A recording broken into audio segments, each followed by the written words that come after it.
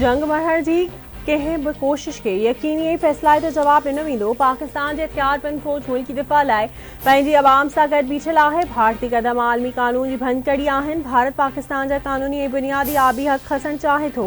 पाणी खे हथियार तौरु इस्तेमालु करणु तमामु घणो ख़तरनाक आहे। आबी जंग सां पाकिस्तान जी 24 करोड़ आबादी मुतासिर थियण सां गॾु ॾखण एशिया में अदम इस्तेकाम वधंदो।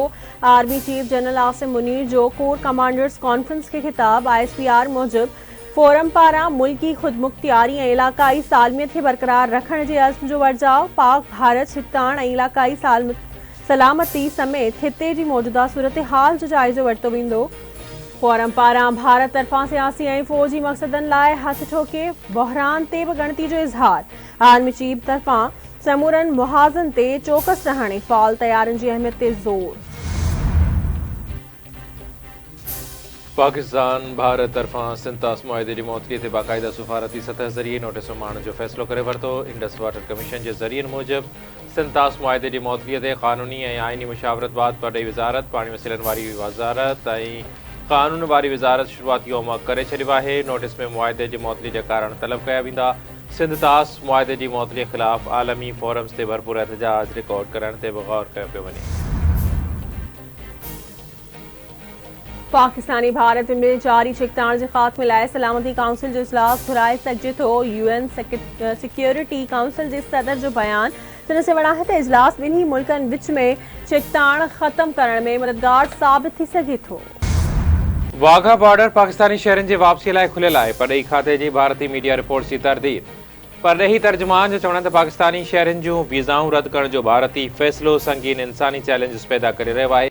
गणतीअ जोगी हालत वारनि मरीज़नि खे पंहिंजे इलाज मुकमल करण खां सवाइ पाकिस्तान वापसि अचिणो पियो। जेकॾहिं भारतीय अख़्तियारियूं असांजे शहरनि खे पंहिंजे तरफ़ खां सरहद पार करण जी इजाज़त ॾियनि था त असां उन्हनि जो इस्तक़बाल करण लाइ तयारु आहियूं। वाघा बॉर्डर मुस्तक़बिल में बि पाकिस्तानी शहरनि जे लाइ खुलियल रहंदो। नायब वज़ीर आज़म परॾेही वज़ीर इसाक डार जो ॾखण कोरिया पानामा जे परॾेही वज़ीरनि सां राब्तो। भारत जे एकतरफ़े क़दमनि बाबति आगाही। इसाक डार पानामा जे हम मुंसिब सां राब्तो करे खेसि सिंतास मुआहिदे बाबति बि ॿुधायो। पानामा जे परॾेही वज़ीर ॿिन्ही धुरियुनि ते सबर खां कमु वठण ते ज़ोर भरियो। पहलगाम फॉल्स फ्लैग ऑपरेशन खां पोइ भारत सचाई खे मुंहुं ॾियण खां लवाइण लॻो। भारत वज़ीर आज़म शहबाज शरीफ़ जे यूट्यूब चैनल ते पाबंदी लागू करे छॾी। काकोल अकेडमी में पासिंग आउट परेड तक़रीब खे वज़ीर आज़म जी कल तक़रीब जो क्लिप भारत जी शिकायत ते यूट्यूब तां हटायो वियो। असांखे उम्मीद आहे त पहलगाम हमले ते भारत जो रद्दअमल वसी तर इलाक़ाई तकरार जो सबबु न बणिजंदो। इहा बि उम्मीद आहे त पाकिस्तान जंहिं हद ताईं ज़िम्मेवार आहे भारत सां सहकार कंदो त जीअं उन ॻाल्हि खे यकीनी बणाए सघिबो त दहशतगर्द कॾहिं कॾहिं उन्हनि जी सरज़मीन तां कार्रवाई कंदा आहिनि, उन्हनि जो शिकार कयो वञे ऐं उन्हनि खे मुंहुं ॾिनो वञे। अमेरिका जे नायब सदर JD Vance जो परॾेही ख़ाबरू इदारे खे जटादार इंटरव्यू। अमरीका जो जटादार अमन ऐं इलाक़ाई इस्तेहकाम लाइ पाकिस्तान ऐं भारत खां मसइलनि जो ज़िम्मेवाराणो हल कढण ते ज़ोर। अमरीकी परॾेही खाते जी तर्जुमान टिमी ब्रूस चयो आहे त अहिड़ो हल ॻोल्हियो जंहिंसां डिघे मुदे वारो अमन इलाक़ाई इस्तेहकाम बरक़रार रहे। अमरीका ॿिन्ही मुल्कनि जे हुकूमतुनि सां मुख़्तलिफ़ सतह ते राब्ते में आहे। असां ख़िते जी सूरतहाल खे मॉनिटर करे रहिया आहियूं। अमरीकी परॾेही वज़ीर पाकिस्तान जे वज़ीर आज़म ऐं भारतीय मनसब सां अरबा ते ॻाल्हायो हो। गॾियल क़ौमुनि में पाकिस्तान जे मुस्तक़िल नुमाइंदे आसिम इफ्तिख़ार जी UN secretary general Antonio Guterres सां मुलाक़ात। ॾखण एशिया जी सूरतहाल ते ॻाल्हि ॿोल। ख़िते में छिकताण घटाइण बाबति पिणु ॻाल्हियूं। पाकिस्तान जे नुमाइंदे आसिम इफ्तिख़ार ख़िते में अमन इस्तेहकाम लाइ पाकिस्तान जो अज़्म वर्जायो। सिंध सरकार पारां बोर मुतासिरनि खे घर ठाहे ॾियणु दुनिया जो सभ खां वॾो मनसूबो आहे, जंहिंजो मक़सदु ग़रीब ख़ानदाननि खे मुआशी तौरु मज़बूत करणु आहे। सॼी सिंध में 20 लख खां वधीक ख़ानदाननि खे घरनि जा मालिकाना हक़ ॾिना पिया वञनि। PB चेयरमैन बिलावल भुट्टो ज़रदारी जो मीरपुर ख़ास में ॻाल्हियूं। बिलावल भुट्टो ज़रदारी मीरपुर ख़ास जे ॻोठ खमड़ी में बोर मुतासिरनि जे घरनि जो मुआइनो करे खेनि मालिकाना हक़ ॾिना। सिंध हाई कोर्ट जी आइनी बेंच मंशियात बरामदगी केस में जवाबदार साहिर हसन जे ज़मानत वारी दरख़्वास्त मंज़ूर करे वरिती। जवाबदार साहिर हसन खे 10 लख रुपयनि जा मचलका जमा कराइण जो हुकम चालान जे मतन में ॿुधायो वियो हो त जवाबदार मंशियात जी बिक्री वारी रक़म वालिद जे मैनेजर जे अकाउंट में घुराइण जो इतराफ़ कयो।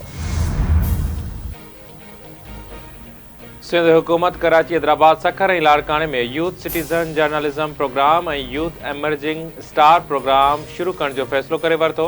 रांदियुनि वारे सूबाई वज़ीर मोहम्मद बख्श महर जो चवणु आहे त पीपी चेयरमैन बिलावल भुट्टो ज़रदारी जी हिदायतुनि ते सिंध हुकूमत नौजवाननि खे बाअख्तियार बणाइण लाइ सरगर्म आहे। सिंध जे 6 डिवीज़ननि में नौजवाननि जे लाइ कैपेसिटी बिल्डिंग ऐं डिजिटल स्किल ट्रेनिंग जहिड़ा जदीद प्रोग्राम बि शुरू कया वेंदा, जिन जो मक़सदु नौजवाननि खे तरबियत, शऊर ऐं रोज़गार जा मौक़ा फराहम करणु आहे।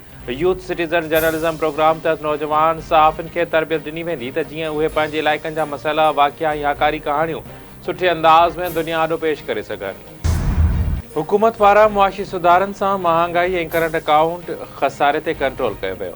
नाणे वारे वफ़ाक़ी वज़ीर मोहम्मद औरंगज़ेब जूं overseas investors chamber of commerce and industry जे वफ़द सां ऑनलाइन गॾिजाणी दौरान ॻाल्हियो। मोहम्मद औरंगज़ेब हुकूमत जे मुआशी सुधारनि वारी एजेंडा ऐं जटरादार ऐं जामे तरक़ी लाइ जारी अज़्म ते रोशनी विधी। गॾिजाणी में जटरादार तरक़ीअ ते ज़ोर, मुआशी सुधारनि ऐं मुआशी तरक़ीअ में निजी शोबे जे किरदार ते इत्तफ़ाक़ कयो वियो।